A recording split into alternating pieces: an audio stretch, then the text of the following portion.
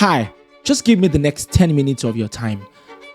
I think what I'm about to say might change your life.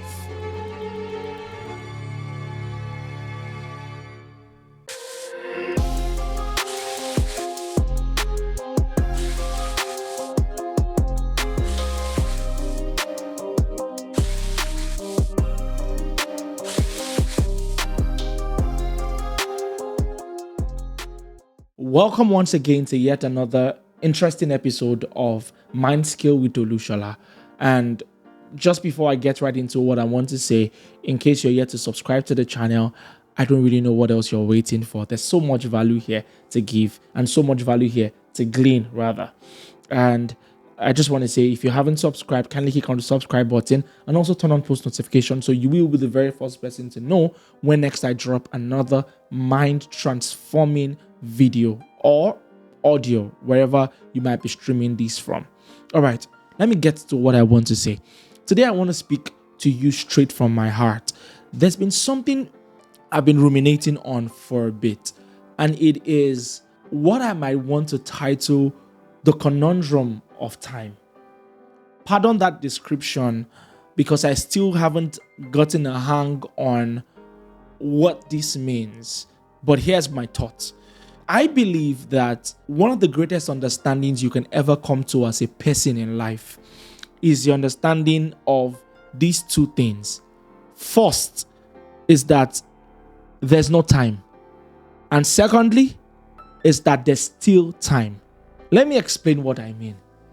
On one hand, there's no time. There's no time means you need to act fast.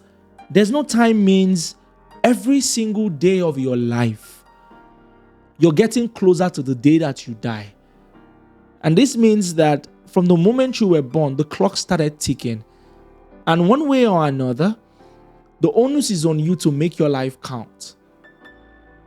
Now, what this means is that you must make every single moment worth the while. This means that you need to live life with a given level of a sense of urgency, that I can't keep whiling away and waiting for somebody from somewhere to come save me because no one is ever coming to save me. That there's no time makes you understand that you just need to keep moving. And that I know you thought you were a child some years ago, but hey, puberty is over. Adulthood has knocked on the door and is absolutely here to stay.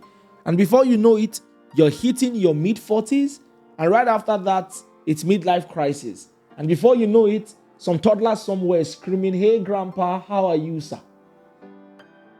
I hope this means something to you, that time waits for no man.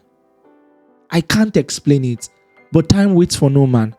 And if you keep on raising your excuses instead of raising your standards, one day your excuses will catch up to you as failure, because excuses are the building blocks through which we build a house of failure. And so my question is, what are you doing now? Because yes, there's no time. There's no time because the world keeps moving fast.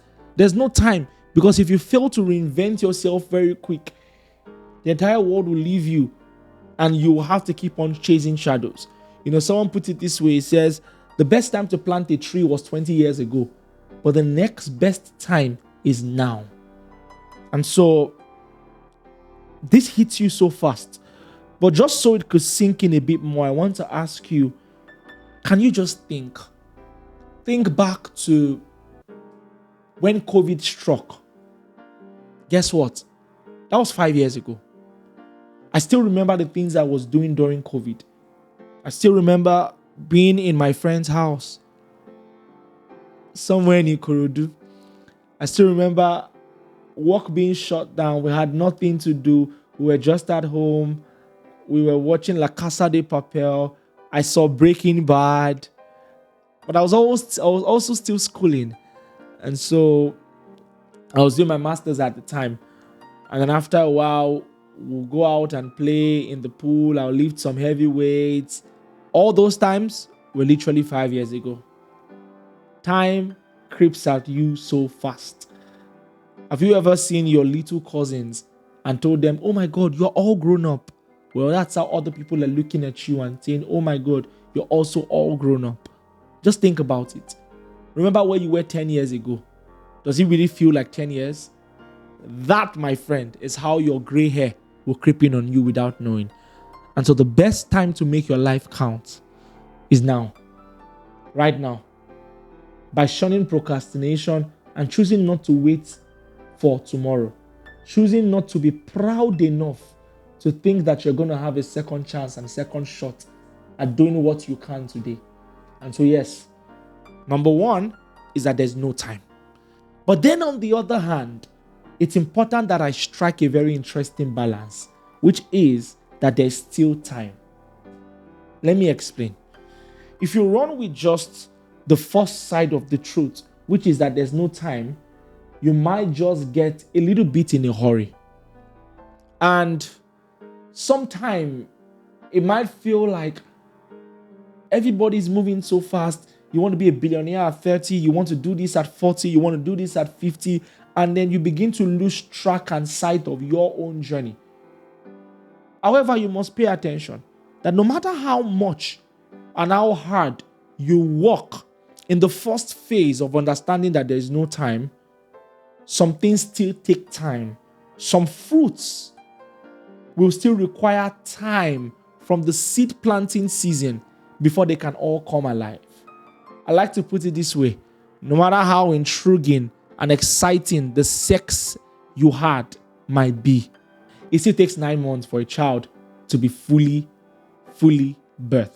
No matter how much you try in the immediate, no matter how much you keep trying to push to make things come out so fast, you will still need to learn the virtue called patience. Oh, patience. Patience lets you know that no matter how much you've exerted yourself in the current and in the immediate, one of the greatest principles of life is still time and seasons, which means you're going to have to give it time. No matter how eager you are to build a house, after the foundation is laid, you have to wait for the cement to dry up. Because if you build upon it immediately, in a not too distant time, the entire house will come crumbling. And this is important because you now need to become someone who is conscious and in love with the beauty of your journey. Because so many times you're in a hurry to reach the destination without knowing that value lies in the becoming. And so it is in the journey that true greatness is formed. And so you must not just focus on the destination, you need to start also focusing on the process. Because while you've done your best, while you've tried to make the most happen for yourself in the immediate, sometimes before the results come alive, it might take time. It might take time before all your skills begin to show. It might take time before all the connections begin to surface. It might take time before all the delayed gratification begin to yield for you in the future. It might take time before all your stocks and investments begin to yield for you in the future. And so here's my point. A person who will live a worthwhile life is someone who understands the balance of time. That in the midst of this conundrum is value. That on one hand, there's no time. But on the other hand, there's time. Which means, on one hand, you must act fast. But on the other hand, no matter how fast you acted, you need to learn that patience is a virtue. Because time's greatest gift is not in the result. It is who you become in the process. I hope this helps. Thank you for riding with me once again in yet another episode of Mindscale with Olushola.